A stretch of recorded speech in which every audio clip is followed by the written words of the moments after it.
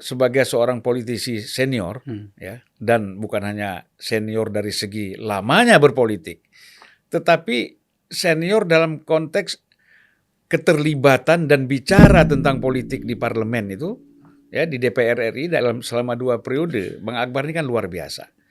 Sehingga kita tiada hari tanpa Akbar Faisal kalau kita pada masa itu membuka media sosial ataupun koran-koran dan TV, ya, elektronik.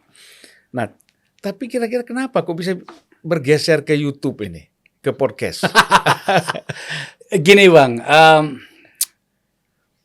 saya ini ya kita lah. Saya kan juga sebenarnya banyak belajar dari Kakak Suli ya. Kami ini manusia politik, di mana kemudian manusia politik itu menyadari betul bahwa ada banyak ide dan gagasan yang ada di kepalanya. Seluruh tubuhnya itu mengirimkan impuls-impuls politik, di mana kemudian dia ingin menunjukkan bahwa dirinya adalah bagian dari isu dan pikiran atau gagasan yang berkembang dalam masyarakatnya. Seharusnya politisi begitu, ya kan gitu. Yeah. Nah, setelah saya gagal masuk ke DPR karena tadi dihajar oleh dinasti itu tadi, itu waktu itu di dapil saya di Sulawesi Selatan ya. Yeah. Itu dapil saya itu ada 9 kabupaten, dapil 2.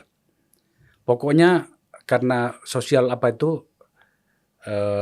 modal sosial politik saya itu tampaknya sudah cukup lumayan di sana.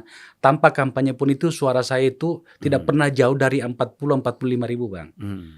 Dan ketika 2019 kemarin benar hanya itu yang saya dapatkan gitu ya. 9 kabupaten, 8 kabupaten itu suara saya itu tidak ada yang mengalahkannya. Tapi di satu kabupaten di mana sekarang anggota DPR perempuan itu, di mana suaminya berkuasa, setengah dari suara di kabupaten itu diambil sama istrinya. Setengah lebih bahkan. Yeah.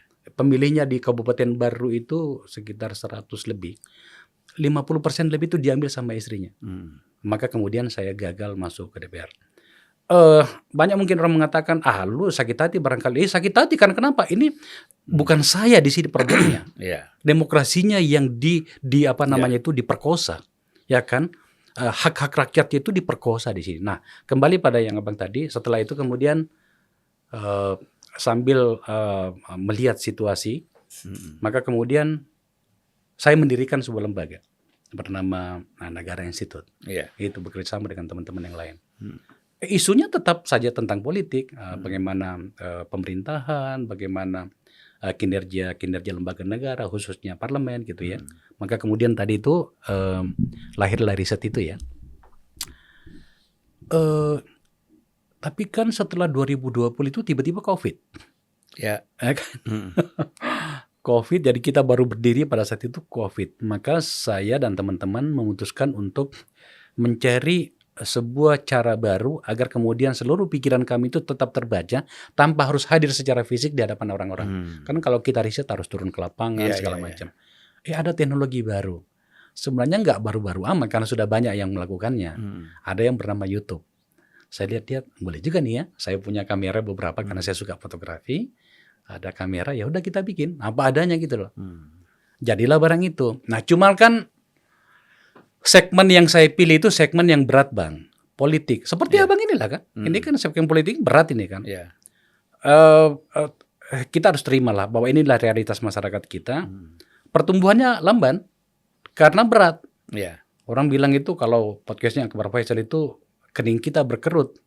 Ya gimana lagi, saya nggak ngerti hal-hal yang lain kan gitu ya. Tapi menurut saya harus ada yang melakukannya. Dan kemudian seperti Abang lihat kan, podcast saya itu bicara tentang politik, tentang hukum, gitu.